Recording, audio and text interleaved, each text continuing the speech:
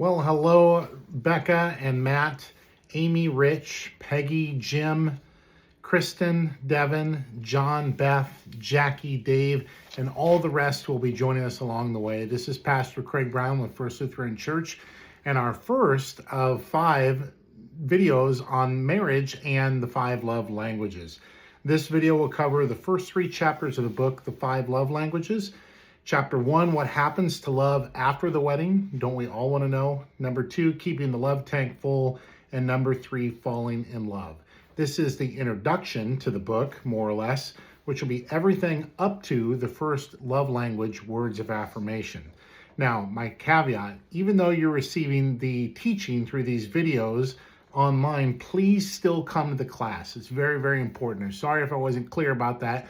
We're doing what's called a reverse classroom, where normally in a classroom you come and you hear the teacher and then the teacher sends you home with homework. We're doing the opposite. You're going to hear the teacher outside of class and you're going to come and you're going to do the most important work, which is the discussion amongst yourselves over what we're learning. So join us from 10:10 to 10:55 in the newly renovated youth room starting this Sunday.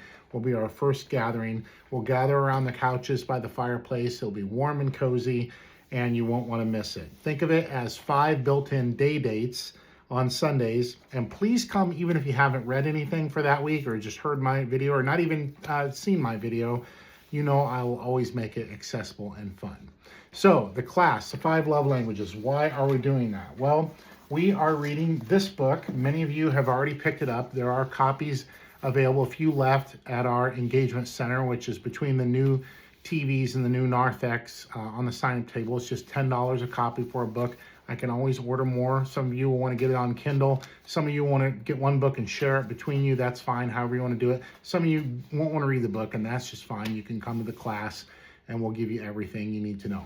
Now, the book that I have, the version is a little different. It's a little older, but it's the same content. And I want to share this with you because my version is signed by Gary Chapman. And it's not only signed by Gary Chapman, but it's not signed to my wife Katie and I. It's to Robert and Sherry, Above All Love, Gary Chapman, in 2010. So I love this because it's signed by Gary to someone else. I got this at Half Price Books. You can still see the sticker on it. Because 1, I'm too cheap to buy new books. I'm thrifty, as my dad likes to say. But 2, I love probably the backstory that I have no idea who these people are, but their marriage probably didn't work out because they sold their book that was signed by Gary to them, and they ended up selling it to Half Price Books. I know, kind of sad, but it makes me realize every time I pick this up how important the content is in it and how important it is that you make the decision to work on your marriage. If you don't, it's going to fail. All marriages would head that way unless we put our mate first and we really do the hard work of finding the ways to love our mate in ways that they feel loved. And even then, it's still kind of a crapshoot. What is the divorce rate? 50% in our country. So with God's help and you each other doing the work, you give yourself a much, much better chance. That's all I can promise you, is if you promise to put your spouse first, do the hard work, come to classes like this, educate yourself as much as you can, then you're going to start off on a good foot. So also, I love this copy of the book because it's signed by Gary. I got to meet Gary, did not get his autograph, got a picture with him with my wife Katie and I. We went to an event, a Thrivent event for Lutherans that sponsored it in Marion about a year or 2 ago, and got to meet Gary, a lovely man, still working all these years, well into his 70s or 80s now, whatever he is. He came out with this book decades ago, but what floored me was the millions of people that he said he's talked to and helped, and the millions of copies of books that he's sold, not only in 5 love languages, but he's done it for prisons, he's done it for children, he's done it for businesses. It's the way to put someone else's needs first, which is exactly what Jesus did for us, right? And it translates well to almost any setting between 2 people, certainly between 2 spouses. So what really kind of got me excited about meeting Gary and going to a seminar in Marion with him was that this stuff is still relevant, and it's still good, and it's still effective. And I think it'll be very effective in your relationship. So thank you for committing some time to go through this. So let me start with a story. how important it is to know the language of your context. Gary talks about this too in his book. But for me personally, our family went to Germany. We were blessed to go to Germany with all three of our boys when they were still in our house a few years ago. And that summer we went, and for the most part, we got along fine with the language because God forbid Americans learn another language. We forced the whole world to speak English, which is a whole nother thing. But thankfully, most of the world has acquiesced and learns English. It's become kind of the basic dialect across our globe. So that's helpful when we as Americans travel. But there was some places where we get out into the boonies and they wouldn't speak a lick of English. Small towns, I remember we rented a car and I had to pull in. Didn't know if I needed to pay at the pump first, if I needed to go in first to the gas station and give them the card, or if I do the gas and then go in. I didn't want to look like I was stealing the gas, so I was just trying to be nice. And I went into the service station and I said, I don't speak German. Sprechen Sie English? Do you speak English? And he said, Nein. And no, I don't. And so I was trying to pantomime it out, and it just was getting nowhere. Well, thankfully, our oldest son, Kirk, who is completely fluent in German, came into the service station, and he talked to the guy, and he translated for me, and we figured out how we needed to get gas that day. But I just couldn't think how much stuck I would have been there in the middle of the countryside in Germany if it weren't for me learning to speak someone else's language. How important that is, for survival's sake, and it's certainly true in a marriage. It's so important that you learn how to speak your spouse's love language, because chances are it's different than yours. And chances are you try to love in a way that you feel loved, and that's getting you nowhere. My wife and I found this to be the case when we first got married. My love language, I learned my primary love language is words of affirmation. We'll talk about that later. But just, saying you're a good pastor, you're a great husband, or you're a good father. If my wife says that to me, I am riding so sky high, I could ride that one compliment for 3 months. But she doesn't give me those compliments very much because she doesn't want to give me the big head. So they come few and far between. But when they come, man, I am sailing on cloud nine. So what do? Since I feel loved that way from words of affirmation, I love everyone that way. I tell you as church members that, oh, you're doing a great job. You're a good person. Hang in there, great job coming to church, or good job with your kids. I tell my wife that. You're a rock star teacher. You're a great mom. You're a great wife. I love you. I love you. I love you. And I'm giving her all these words. I'm thinking, how great am I that I'm really loving her? But her love language is not primary words of affirmation. As we've learned from reading the book, it is acts of service. And so she's like, yeah, thanks for the compliments, but the floor needs vacuumed. And so I've learned, I pick up the vacuum and I run the vacuum, and that gets her motor started, right? And then all of a sudden she feels love. Her tank is full, and then she wants to give me a word of affirmation, a compliment. And I'm like, ooh, I feel loved. And so I go do the dishes, and then she feels loved, and she gives me more compliments and writes me positive notes. And then this positive cycle gets going. Do you see how that happens? In the same way, and that positive cycle, by the way, can take you decades in a marriage. Decades. But in the same way, if your love tank is empty, if you're running on E and you're exhausted, just like any automobile can't run on an empty tank, it needs gas to run and live. You need to feel loved, and your partner needs to feel loved and have a full tank. If you're running on E, you're not going to have the energy to vacuum or say the kind thing, or provide the physical touch, the hand on the shoulder, make that extra effort to walk across the room if they feel physical touch is their love language, or whatever it is. So quality time, you're not going to want to spend quality time. You're going to want to sit on the TV because you had a hard day and your love tank is empty, and et cetera, et cetera. So that can have a negative cycle on our relationships as well if we don't know our partner's love language and speak it so they feel full, so they can in turn fill our tank and fill each other's tank. So that's kind of the primary reason why I think, in a nutshell, I think this book really works, and I'm really looking forward to all of you taking this.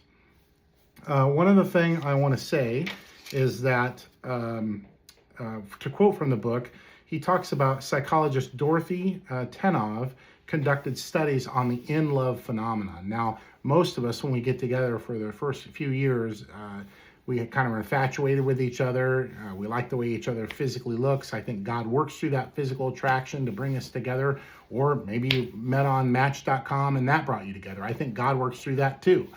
But something brought us initially together, and that excitement that we feel when we start a new relationship, that in love feeling, that lovey-doveyness, that can only last so long. And the psychologist, Dorothy, that Gary quotes in the book, said that phenomenon lasts about 2 years. I was always told by my parents and my wife Katie's parents, there's a 7-year itch. After about 7 years, this person gets boring and you start getting itching to look for something new or exciting. A lot of people get divorced around 5, 6, 7, 8, 9 years because you get that 7-year itch. But shocking, it comes at 2 years is when that in love feeling kind of dissipates, typically in your relationship. It can last a little longer. Psychologist Tenham says if it's a secretive relationship, which that's probably not much good, and you tend to look somewhere else, but the grass isn't always greener on the other side of the fence, as divorce rates in second marriages are 60%, the psychologist says, and that goes up even higher when there are children involved, which is almost certainly to be when you get divorced if you have children, and that second marriage is going to be even tougher. And so it's just to say grass isn't always greener on the other side of the fence. Weigh what you have, versus and putting the work in to the person that God has given you rather than just cutting bait and running.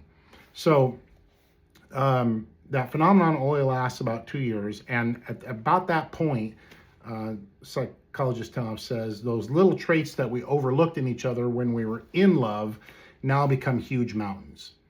And the things that really we could annoy us that we've overlooked, now we don't overlook anymore, and they are annoying us to no get out. And this person suddenly now is agitating us, and it's our mate, and it shouldn't be that way, but it often is. Gary used the example of which way the toilet paper comes off the roll can bother you. And I look at this. I have a visual aid today. I have a roll of toilet paper, and I just want to say that there's 2 ways to do it. There's over the top, and there's when you put it on backwards and it comes under the bottom. I just want to point out this is the correct way to unroll your toilet. Over the top, so you can easily grab it and pull it down. If you put your toilet paper on this way, you're simply psychotic. And it's not, because you're grabbing at the wall and it's coming off and shit. Anyway, I'm sorry. I just lost now all of you. Pastor Craig, when did it become about toilet paper? But these things are real, right? The only exception I'll allow for this is if you put it this way and you have little children, toddlers, or cats and dogs, and they paw at it, and all of a sudden all the toilet paper is all over the floor. That I'll allow, but otherwise, put your toilet paper on the right way. No, I think the point is that when you do things that are different than your spouse and they can annoy you, those things are okay when you have that in-love feeling, but when you're not in love anymore, you need to find a deeper way to, in fact, love each other. And so he talks more about that in chapter 3, and I want to quote just a little bit of that, and then we'll close. So in chapter 3, Gary says these little arguments now become huge mountains. And waves of reality begin to separate the two. They fall out of love, and at that point, they either withdraw into themselves, they separate, they divorce, or they set off in search of a new in-love experience, aka cheating. Or, this is what I love, here's the last and one of the hardest options, or the couple decides to begin the hard work of learning to love each other without the euphoria of the in-love obsession. So, the kind of love that is natural, but it is not obsession. You can't change the other person, but you can change you, and that changes the relationship. So Gary says, when we go to this effort, it requires effort and discipline to live this way, to put the other person first, your partner first. And he says it is the choice to expend energy in an effort to benefit the other person, knowing that if his or her life is enriched by your effort, you too will find a sense of satisfaction, the satisfaction of having genuinely loved one another. I learned in seminary this notion of extrinsic versus intrinsic motivation. I had a pastor and a psychologist by the name of Dr. Dan Olson, who had his psychology and relationship development, and he was an ordained pastor, was an incredible human being and teacher, and he taught us this extrinsic versus intrinsic motivations. And he used the example, you may not like going to church when you were a kid. You were extrinsically motivated by your mom or your dad as they drug you along against your will to go to attend church. But hopefully at some point in your life where you went off or did your own thing, went off to college or went off to work or the military, and you're outside of your parents' house, now you have the option of whether or not you want to go to worship or have God and worship as a part of your life. And if something in you, a switch flipped and you became intrinsically motivated at some point, now you want to do it because you want to do it. And Dr. Olson said it's okay to start a behavior being extrinsically motivated. We do that to ourselves, right? When we're starting a diet or some new way of living, we have to kind of extrinsically motivate ourselves. We don't kind of want it yet, but we know we need it. So we force ourselves to kind of do some things extrinsically, and hopefully that flip switches and it becomes intrinsic. Dr. Olson says it's okay to be extrinsically motivated. So when you start this work of trying to learn your partner's love language, it may be challenging for you. You may be doing it against your will. They ask you, hey, honey, I want to take this class, and it's not really inside your heart yet, but that's okay. You can do something, Dr. Olson says, start a new practice, a new way to think about loving someone, to think about your partner. You can be extrinsically motivated. And hopefully that extrinsic will become intrinsic. And I think I relate that to the euphoria that we feel when we're in love or infatuated with each other is almost like that extrinsic motivation. There's something kind of driving you besides you to want to love this person, be this person. When you're first in a relationship with someone, you can't spend enough time with them, right? You want to move hell and high water and move every meeting to try to spend as many just few minutes here and there throughout the day and throughout the week to be with this person. I remember that when Katie and I started up, and I wanted to drive to Iowa City to see her all the time I could. I was extrinsically motivated, but eventually, you get married, you have kids, potentially, you spend more and more years with each other, and that euphoria or the extrinsic motivation wears off. Now you have to find something inside of yourself extrinsically to want to love them in a new, longer lasting way. And that's what this book is all about, is finding ways to satisfy your spouse that will take you through the long haul of marriage. And Gary says, to choose to be kind and generous, this is real love. We feel secure and assured when our mate accepts us, wants us, and is committed to our well-being. Love is a choice. Love begins with an attitude. Love is the attitude that says, I am married to you, and I choose to look out for your interests first.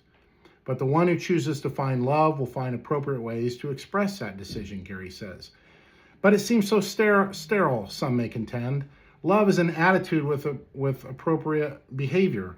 Where are the shooting stars, the balloons, the deep emotions? What about the spirit of anticipation, you might ask? The twinkle of the eye, the electricity of a kiss, the excitement of sex? What about the emotional security of knowing that I am number one in his or her mind? And Gary says that's what this book is all about. How do we meet each other's deep emotional need to feel loved? Maybe the number one thing that human beings need is the need to feel loved and feel like they matter in this universe. Gary says if we can learn that and choose to do it, then the love we share will be exciting beyond anything we ever felt when we were infatuated. My wife and I have experienced that. That is when the good wine of the relationship comes. There is a scripture that Jesus does his first miracle, and it's where he turns water into wine. I use this at a lot of weddings that I do. And it's the wedding in Cana at Galilee. And it's after the ceremony, after the wedding, they go to the reception, and Jesus is simply a guest at the reception with his mother Mary, and the wine runs out. And Mary says, Jesus, you should do something about this. The bride's parents, who are friends of ours, are going to be embarrassed because it's a social faux pas to have the wine run out. You should use your skills and your powers to make more wine. And Jesus looks at Mary and he says, "Woman, now is not my time." Now, you should never address your spouse like that, woman or man. I do not tell anyone to do that. You can get away with it if you're Jesus, but even if you're Jesus, he eventually listened to his mother, which you should. You should listen to your spouse. You should listen to your mother and your father. Jesus listened to his mother, and he did use his authority and his powers, and he told the steward to fill some jars with water. He prayed over it and blessed it, and it became wine. Not only wine, but the best wine of the night. It was so controversial. It was so good, it was controversial. And it was controversial because in Jesus' time, it was just like our time in that you serve the best stuff first. So when you get to the reception in our day, let's start with Jesus' day. When you get to the reception in Jesus' day, you would have the thickest wine. And it's like our day, you would have champagne. You would have very expensive alcohol, perhaps, at your wedding, but only for the head table because it's expensive, or the people you really care about. And then maybe you had some craft beer or some nice drinks until those ran out. And then you had maybe some light beer. And then when that ran out, you're sending your buddies down to Casey's to get PBR, right? And when they close at 11, you turn the lights out and you send everybody home, the alcohol's done. So it kind of goes downhill. Hang on there with me. I know this has something to do about marriage. Just stay with me. But it kind of goes downhill in terms of the quality of alcohol. It was the same way for Jesus' time. Their champagne, when they first sat down for the reception, was uncut wine. It was not cut with any water. It was the strongest. It tasted like champagne, and only a few people got it. And then they would cut it with a little water, and it became like craft beer. And then they cut it with a little more water, and it became like light beer. And then they cut it with all kinds of water, and it became like PBR. And then when it ran out, they were sending everybody home. Casey's is closed. Go home. And this is where Jesus steps into the story. They had run completely out of wine. They had cut it with all kinds of water. It was done and out. And the party was still going. And it was going to be a huge faux pas for Jesus and Mary's really good friends that were putting on this wedding.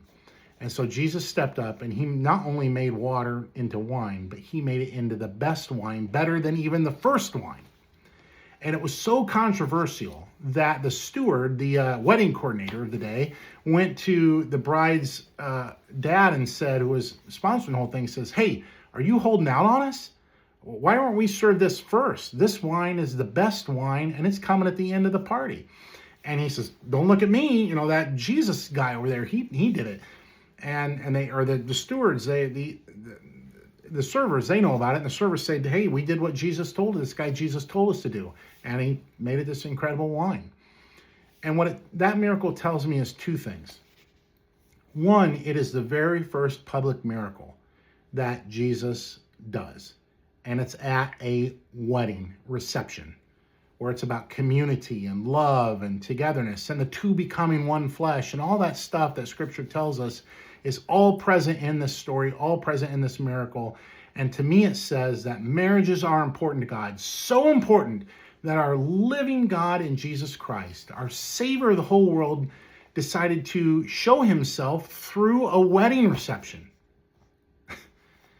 That's how powerful and important relationships are to Christ and to our Almighty God, in that Christ chose a wedding feast as the first miracle to publicly show that he was in fact the Son of God. The other thing it shows me in this story, and I've shared this many, many times at weddings, is that the good wine comes at the end of the marriage. It's not the infatuation that you feel in the first few years when you, I love everything she does, and I can't be around him enough, you know. That's going to wear off. And when you find a couple that's been together 30, 40, 50, 60, my parents were together 65 years before my mom just passed. And, sorry. But when you see couples like that, that really learn to speak each other's love language, that really put each other first, that really say, you know what, we're gonna figure this out no matter what. I love you and you love me, and we promise before God and each other that we're gonna try to make this work no matter what happens between us. And I counsel couples, if they're in trouble, try to make it work. If there's abuse of any kind, cut bait and run. I don't want anybody to stay in an abusive relationship. But let me tell you, friends, you can repair anything up to and including transgressions. I've worked with couples that had adultery and have come back. It's hard. There's a lot of trust broken there. But couples that were literally on the brink, and one came into me one time and he said she's filing for divorce. It shocked me. I don't want to get divorced. Pastor Craig, what do I do? I said, hold that. And I called her and I said, can you stay it for like 7 days? Give me 7 days. That couple is still together. And that's been almost 15 years. You can do this. God can do it with you. And the good wine comes in our relationship, I think, near the end. This is good times now. And they're hard times because you're going through a lot of kids and schedules and not being together and not being as sexually active as you like and all that stuff. That's all baked in the cake. I get it. But hang in there. Find a way to keep loving each other. Stay committed to one another. And know that God has a good wine for you at the end of the celebration. That's all I have for today. I really hope that you take this book very seriously. And as Gary says, when your spouse's emotional love tank is full and he or she feels secure in your love, the whole world looks bright and your spouse will move out to reach the highest potential in his or her life. Don't you want that for the person that you committed yourself to in front of God and your family and everyone else, for them to live to their full potential and to see your relationship bloom and blossom in ways that it maybe never has? God may have that in store for you. And I hope and pray that you go all in on this class for these next few weeks. Make that your Valentine's gift to each other this week, that you take a good look at these chapters, engage in the conversations with each other, listen to the videos, watch them together if you can or separately if you have to, and check in with each other. Hey, did you see Pastor Craig's video this week? It was really good. You should watch it. And then come together and pray about it and just see what God doesn't do to bring you together as we learn about the 5 love languages. Thanks for being with us today.